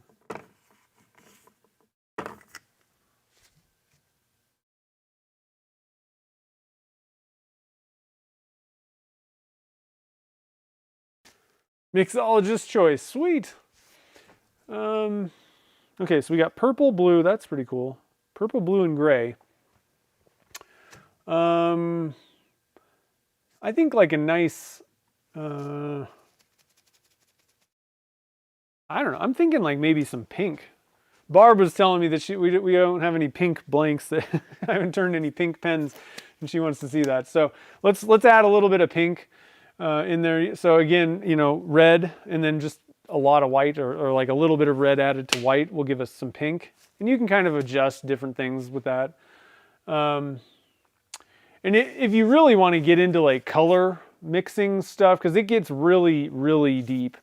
There's all kinds of weird tricks and things that you can do to adjust tones and shades and all that kind of stuff. And there's tons of videos on YouTube on how to do a lot of that. I don't know that much about it. I can do simple colors. The main thing, get yourself a color wheel, and that'll help you. The way this thing works, if you have yellow and you add red to it, you get orange. And so a lot of these are pretty simple. We kind of know a lot of the simple ones, but it also kind of tells you like there's different things on this color wheel, and there's also different kind of on the back. There's a lot of information on this thing. So the color wheel is a good thing to have if you're looking to, come up with, try to match colors or come up with really cool ones. It's a good way to go. So I think we're just waiting on Mike McEwen. We need we need an update from Mike. And so I'm going to start writing some notes down here since we have a lot of our colors here. So let's go to the overhead. I'll show you what I'm writing. That's not the right one. Probably can't really see it because it's upside down, but I'll explain as I go. So we're doing 400, and let's see here. So we got 5 colors. We'll just do even amounts. So 80 grams for each one. Smells like baby powder. And the first one we're doing ocean blue. And you can kind of like, I don't do a lot of the Alumilite mixes like that in clear. Like most of my recipes, and this is the problem, this is why I'm working on doing an entirely different thing. I would like to switch. I don't really want to use that Alumilite white resin anymore. It's a one-trick pony kind of thing, and you only have a 2-minute working time, and there's some drawbacks. There's some advantages kind of, but not for me. I'm sick of cutting bricks of blanks. I'd rather do vertical if I can. So the problem is all of the dye recipes that I have currently for using that other resin, because it, as I was explaining, if you mix part A and part B together, it just turns opaque white. So I don't need to mess with white. I don't need opaque pigments, and I can use the transparent Alumilite dyes. Adding that to Alumilite white resin produces my team color blanks. Like I don't need to make, the dye itself or the pigment doesn't need to be opaque because the resin turns it opaque. And the reason I started with that is because I'm so lazy that I'm like, I don't want to have to ever paint tubes. And so I bought that and figured out how to use it. But it has drawbacks, like I said. And there's a lot of them, especially for people that are thinking like, oh, let me use that. That'll be great. It's really a pain. It took me months to even just figure out how to use the resin. But so now I'm converting things. But like I said, I don't have a lot of experience. I don't have like a bunch of recipes and like exactly how much white dye do I need to add to ocean blue. So we're just going to be kind of playing with it as we go, adding a little bit here and there. Now, off the bat, I'm going to dump this into our mixing cup. Okay, so I'm going to pre-mix the baby powder into the just clear resin, like right off the bat. And I'm going to mix up a little bit. Let's see, I don't technically need extra resin. We're probably going to have a lot of excess on this one. And I may have to just burn it if it's so thick that I can't really pour it, and I'm kind of running out of pressure pots. So unfortunately, I think we're just going to have to, like I don't have another pressure pot well, let's see, it depends on what I'm not going to have enough room in the pressure pot to add that with something else. So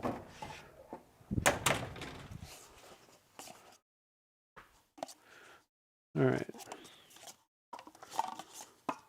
Got our 5 cups. Let's see, Mike McEwen.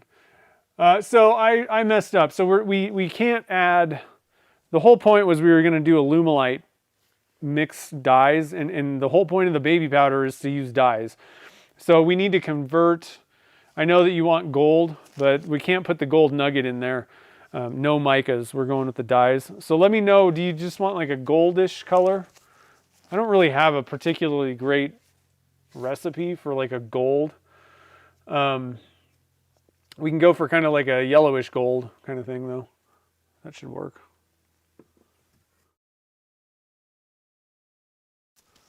Or you could just pick whatever you want, any other color.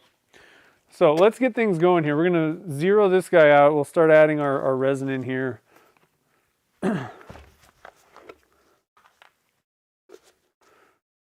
So I'm just going to go with, so what's going to happen here is we got a lot of baby powder, and that's going to increase the volume. Like realistically, I could probably pour a lot less resin, but I don't also want to mess up the ratio thing that I'm doing here. So we're probably going to have a lot of excess resin in this, but that's okay. So we're going to go 200 part A. It'll be interesting to see how much excess this creates actually. About 200 there. All right, so we'll go with like a kind of yellowish orangish kind of thing. 200 part B. This is going to be kind of fun though. I'm excited to see, you know, who was that? That was Red Clown. Is that the right name? Yeah, Red Clown. Was that like, what are we doing here? What is this? I don't know. So it'll be kind of interesting to see, you know, what happens. What does baby powder do? Is it, Is there something cool about it that I don't know about? I'm just going to mix this up a little bit first, just to get it kind of a little bit mixed up first, and then I'm going to dump in. One thing that I'm kind of curious about. So this is about going to be 50% volume ratio. So we know we have 400 grams of resin in there, and we know that we were kind of messing around with per cup. We added like 20, you know, maybe total with both cups last time we put in like, I don't know, 40 grams of resin. Not even that much, like 30 something. Come on. I just don't want it to all dump out. I'm going to pour a little bit in and start kind of mixing this up. But I'm curious to see how much, about like 50% by volume, how much weight that is. Oh, that's getting chunky. So that's about 75. Now, this is going to be significantly more.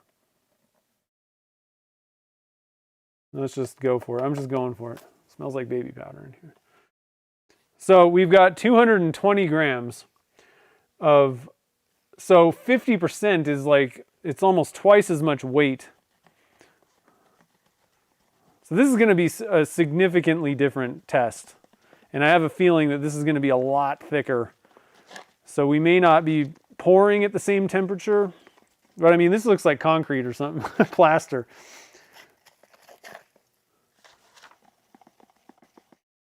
And it is kind of chunky in there, right now at least.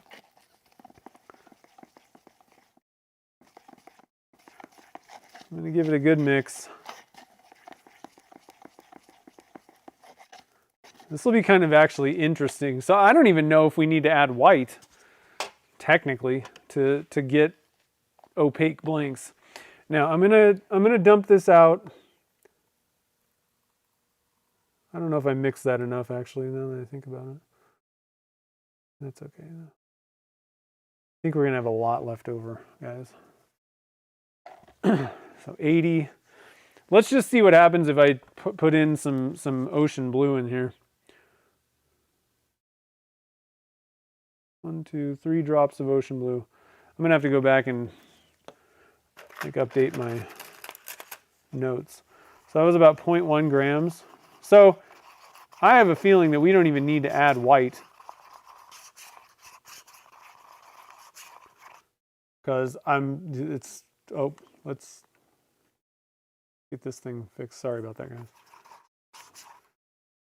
I don't really think white is needed to make these opaque. So there's something that you could do with baby powder. It kind of takes the place. Now it's not going to be the same as if you added white, dye.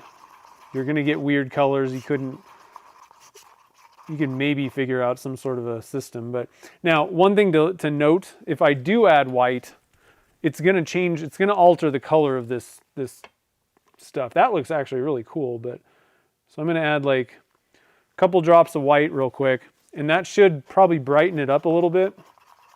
It'll lighten it, but also kind of brighten it maybe a little bit.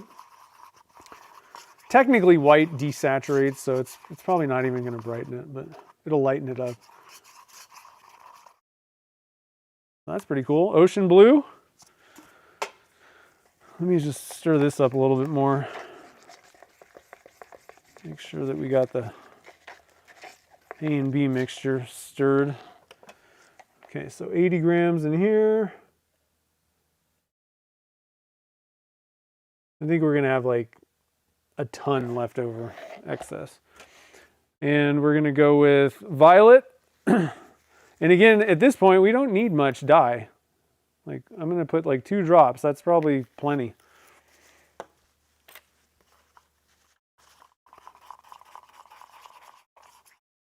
Look at that. These are going to be crazy. They're going to be like concrete blanks. Now again, the big question is this going to actually be turnable? I don't know. It's probably going to be pretty rough on the tools, because it's like sticking dirt in your blanks. But if it is turnable, it might be kind of neat. I don't know. I'm glad we did I'm glad we ditched the color bleed issue. Now, having this much talc or whatever baby powder in there, that might kind of change the game with when it comes to color bleed. Like now we're talking, right? Like this is like concrete. So I'm gonna go with we were going with pink. That's what it was. So we're gonna see what happens if I put a lot of white dye in here. 1 gram, that might have been too much, I don't know. See if we get a pinkish hue, sort of. Yeah, there we go. Look at that.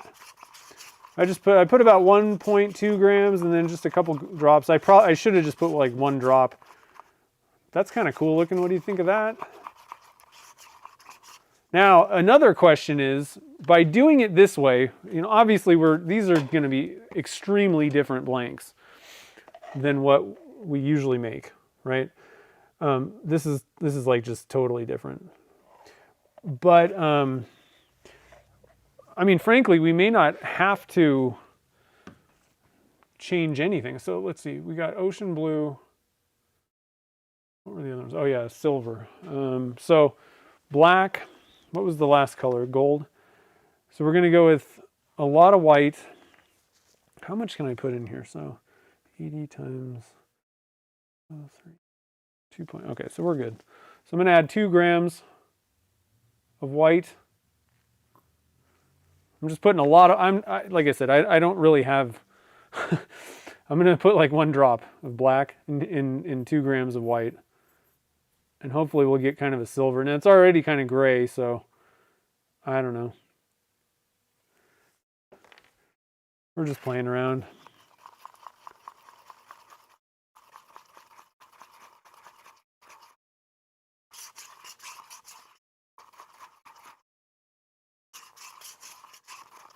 That's pretty cool.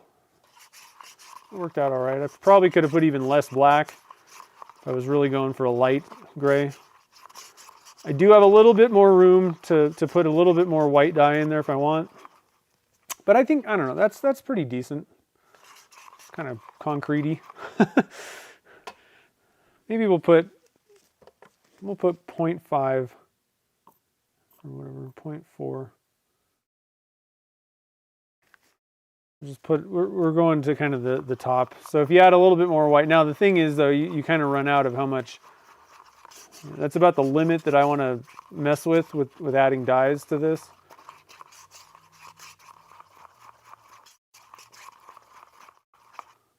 That's not too bad. And then we got the gold one. Let's see here. Go with some 80.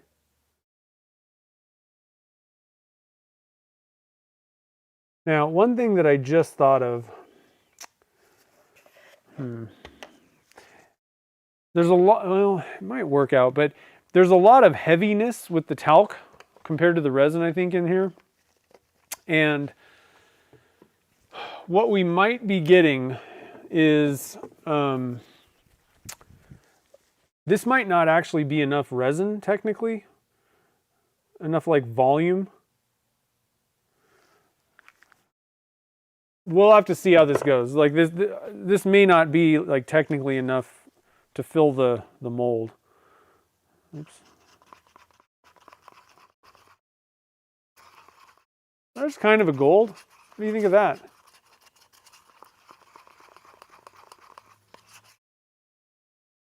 It's kind of a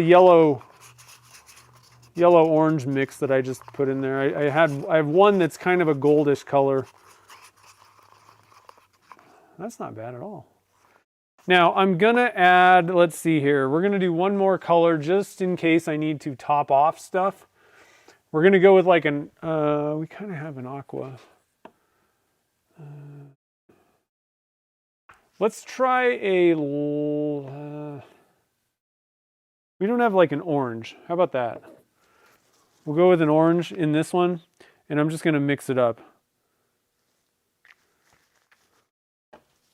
Now, I kind of messed this up because I don't know why I did this. A little bit of yellow is not going to hurt anything with this orange. So let's just add an orange in here. We're going for kind of, well, I guess that turned it kind of brown. Okay, we're going to need a lot more orange, because I want it to be orange.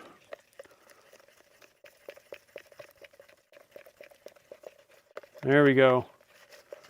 Still kind of, problem is we're adding it to like gray. So it's just not going to be, none of these are going to be vibrant. Like if you're trying to pour, it's like trying to get vibrant colors out of concrete. You're just not going to get it. So that's reasonable. That's just in case, kind of. Now let's see where are we at here, because I'm curious about the temperatures and all this stuff.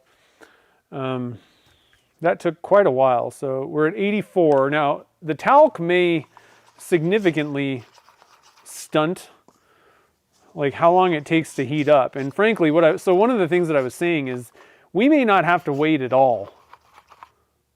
You know, like once you get this stuff ready, I don't know if temperature even matters, because it's thick. Like, I mean, it's not super thick. It's not like blobbing off the stick here, but I think we're going to wait till at least like 90, 95, but it could alter. Well, it's definitely going to have an effect, I think, on the pouring temperatures and all that stuff. So it kind of throws that out the window. If you have set numbers, it may not be relevant if you're going to do this. I still don't know if this is even worth doing, you know, like, because if the blanks don't turn at all, then this is kind of useless. But we'll have to see. Just have to see what happens here. All right, so let me stop and see what you guys have to say here. Mark Agamotto, how's it going?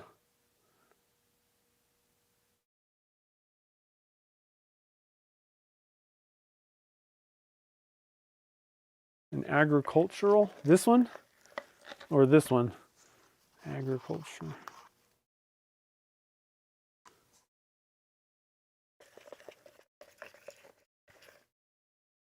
The orange one, or the which one has an agriculture background? These are pretty cool though. I like, if these things turn okay, I mean, I don't know. This could be like a really cool blank. And again, going back to Red Clown saying, why are we even doing this? What is the point? I don't know. And again, you know, I was kind of went into this trying to find something where, you know, we can kind of limit the color bleed. Now, I don't know, like, because when you put this much in here, like, I'm not going to get blanks that truly look like a Michigan Wolverines color blank, probably, because all the colors are going to be like dulled, and you're just not going to match the way that like their helmets look with this, right? So that's kind of the drawback. Like, I'm probably not really going to be able to, even with a lot of trial and error, really get something that's like Michigan Wolverines look, but I can get something that's yellow and blue, and maybe when you add this much baby powder to it, or talc, I would probably, if you're going to do this, I would probably not get baby powder. I would probably try to find just regular talc. It'll probably be cheaper, but you don't have to worry about any smells or anything like that, because that could technically, whatever's in this, could technically have an effect. Just that smell factor, the smell part. All right, so that one's at 87. Let's see what this one's at. Very tempted just to pour these as they are. Because like, even if this bleeds, like, that's another thing. Like, again, I don't think this is like solving my problem at all, but even if this bled a little bit, like, who cares? Like, it's probably going to look cool, you know? I don't know. I don't know what's going to happen here. So we're at 89.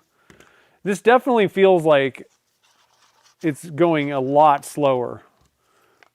I don't know how long this has been open. That one's at 90.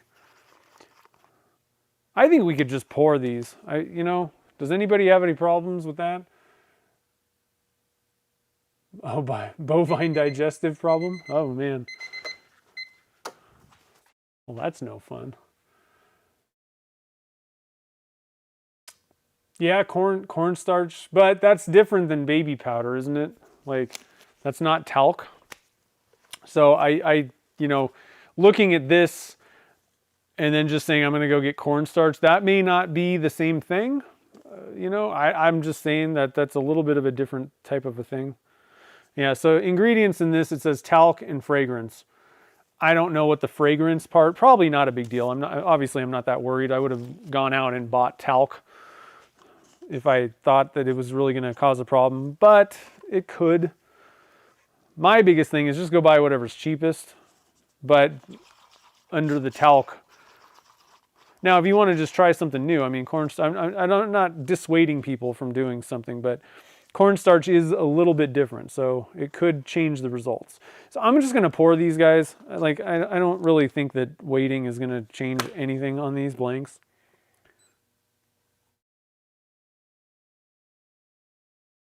This is crazy. It's kind of cool so far. Like, I don't feel like this is going to really cause any problem. It's definitely thicker. I don't feel like this is really going to cause a problem.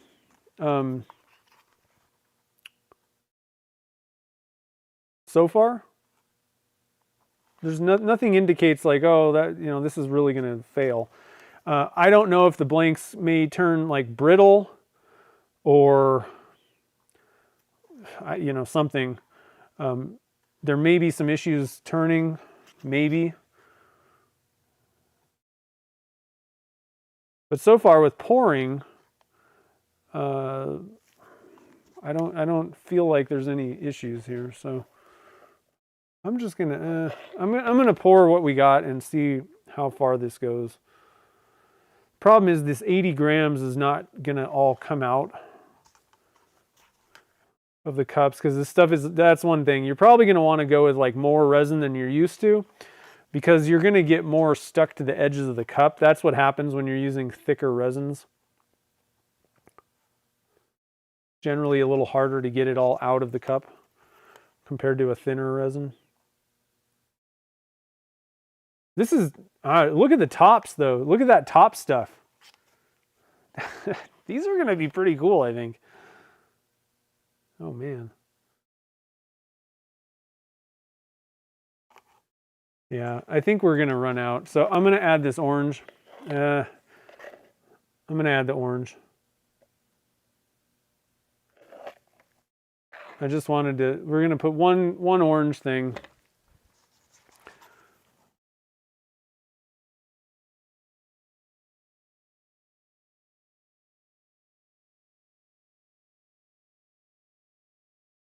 Okay.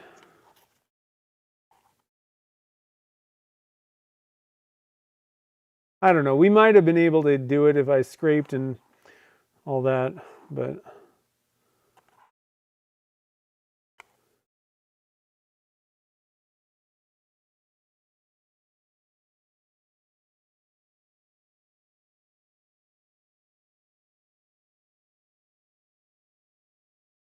these may be the newest, hottest thing for 2025, guys.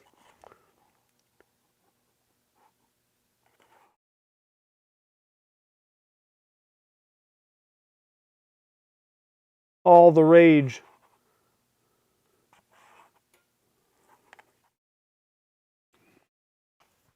I'll just call them the BP blanks. Yeah, we're definitely not.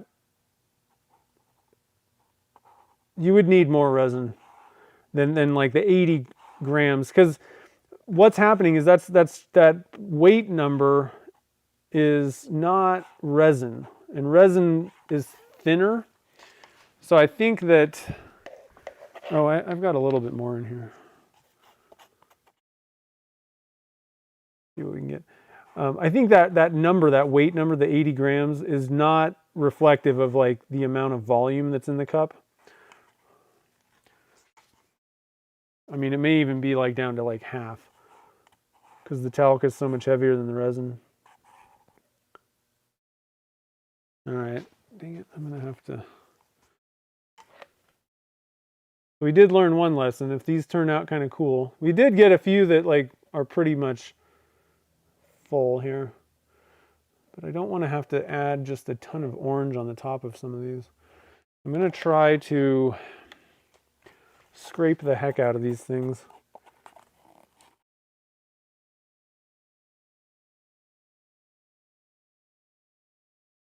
And just break up these last few that have a lot of orange.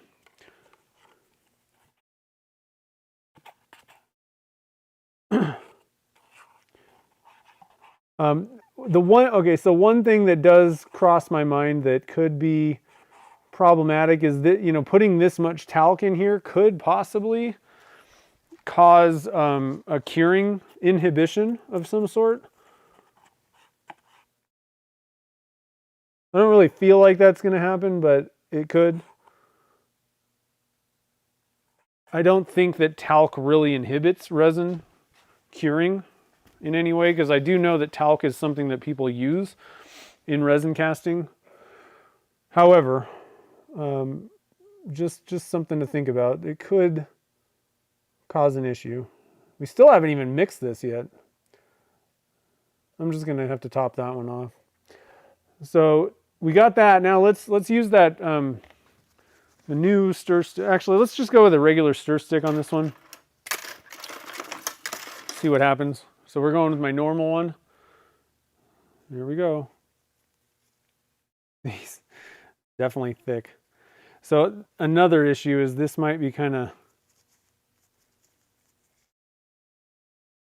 that's not too bad. It's kind of, we'll have to see how this goes. The mixing. Again, I think I'm going to leave two that are not mixed, stirred.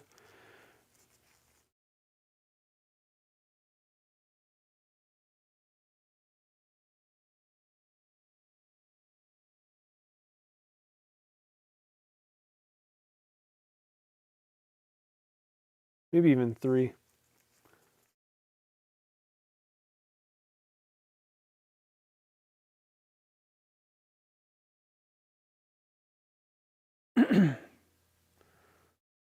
The tops often look terrible after you've stirred it because you've kind of pulled off a bunch of resin.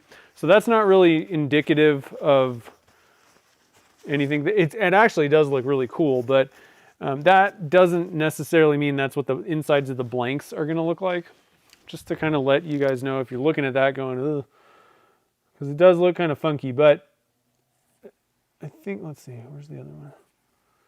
1, 2, 3. Okay, so I'm going to know because these aren't, you know, like that. But I don't know. What do you guys think of that? These look pretty good. Unique for sure. So the question's going to be, can you turn them? And realistically, I think the answer is going to be yes. It's probably just not going to be, it's going to be different. You know, if you're like, oh, let me get one of these blanks and I'm just going to, you know, turn it up and whatever, and it's going to be just like a normal Alumilite blank, I think that's not, you're going to be like, sadly mistaken on that. But I think it'll be turnable. I don't think it's going to be a problem. It's going to just be a different experience than you're used to for like a normal Alumilite blank. It's going to produce a heavier pen. That is definitely going to happen. But I think it'll work. I'm just kind of curious to see what these things look like, because they looked cool in the cup for sure. What do you guys think?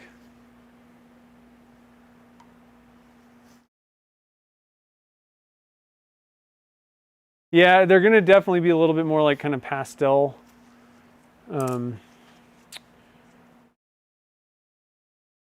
It's different. The one thing is I think it would be difficult to get the same look. You know, just trying to use like dyes or whatever. I don't think that you could get it so dull. And that's going to be another thing, is you're probably not going to be polishing these to a high gloss unless you put a finish over top. It would be like trying to polish, well, I was going to say like granite, but kind of like that, like polishing stone, I think, where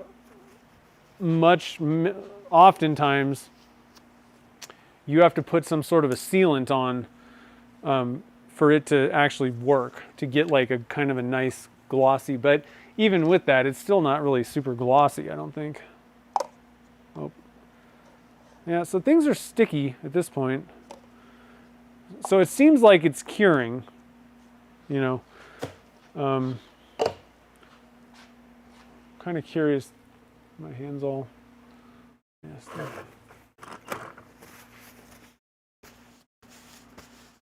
Kind of curious what the temperature of this one is, sort of. So that says like 95, 96, and I didn't stir it. So it's probably getting up to the point where like over 100. Now, again, it seems like this is slowing down the process though.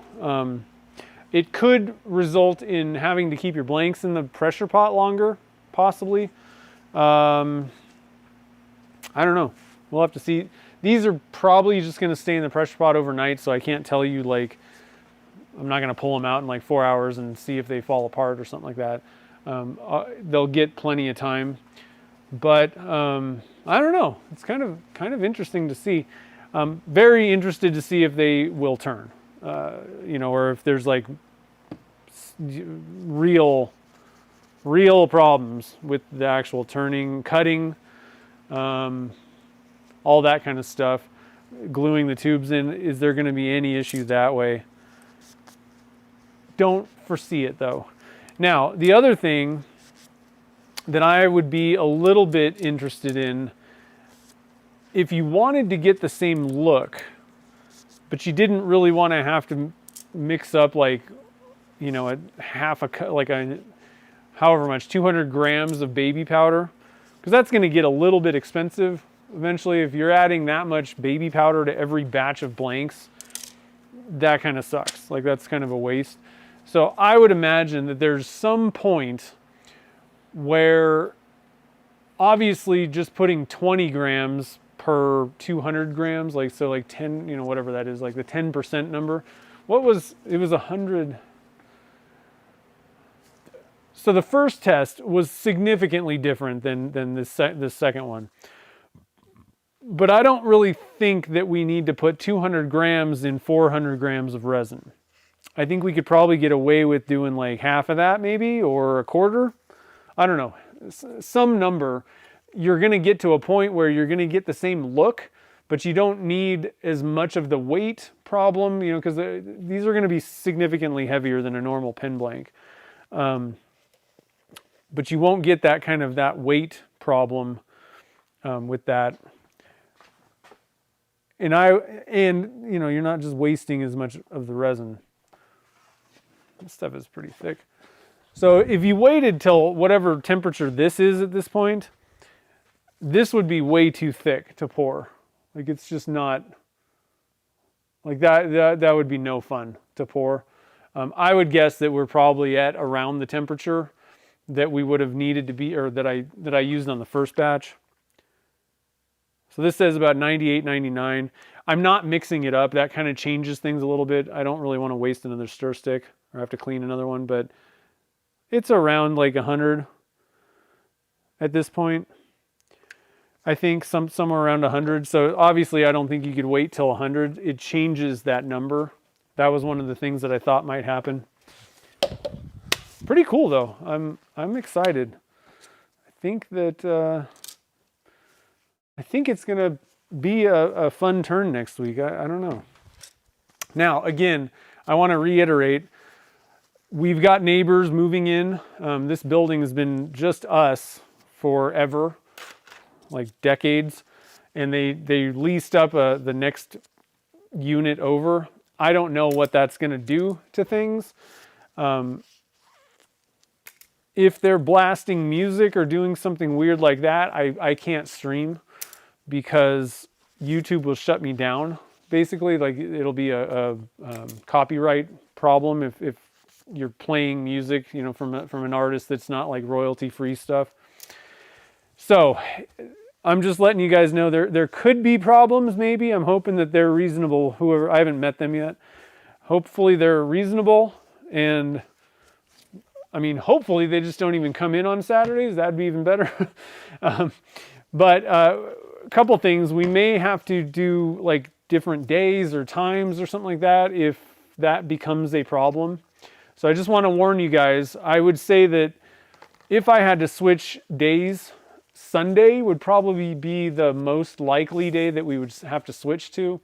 That's just the least likely day that people would be coming into work, I think, out of the entire week. But I don't know. I'm just speculating. I'm just throwing warnings out that things may have to change in the future just because of the situation. Looks like pouring in the summer in Arizona. It does. That's true. So yeah, hopefully you guys had fun watching this thing come together. I don't know. First batch disappointing, obviously, for the color bleed thing. Those blanks probably are just kind of wasted. I don't know. We'll have to see. I'll turn them back. I'm probably not going to make a pen. I want to turn one down, probably one of each of the two different ones. One of them most of those we stirred, but we left two that we didn't stir up with the stir stick. So I'll probably just turn those back like I do with the samples, like the example blanks or whatever. Where did that? There they are. Like I did on the previous ones. I'll just turn a couple down, like having a couple different steps and seeing what's going on the inside. Probably do that for the first batch. But then the second one, unless it blows up while I'm cutting them on the table saw or something weird. I don't think that's going to happen or anything. But unless something that I can't foresee prevents me from making a pen out of those second batch, we'll be making a pen out of those. I think it'll be kind of fun. Now, one thing to note, I think that if anything, these may not be the most awesome thing to make bespoke pens out of. I don't know if concrete takes the threads particularly well. That, like I said, that may be, we're changing the properties of all this stuff. And so threading this stuff may suck or just be not possible kind of thing. I don't know. It may or may not be. I don't know if there's enough to where it's like a stone-like structure, but it is, talc is some sort of a stone. Yeah, this is like science class. It's kind of fun. So anyway, I don't know. It'll be fun next week. Hopefully you guys can make it back in. I think that's about it. Is there any other announcements? So don't forget the auctions will be coming up on the 26th. I think that was the day.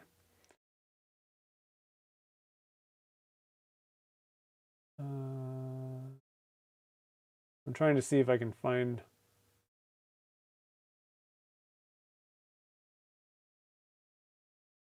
I'm not sure. I think it's the 26th is when the auctions happen. Maybe Chad can let me know. But the auctions are coming up, so we need to get the word out for that also. So it's not just about, okay, we all made ornaments and now we have to buy them all.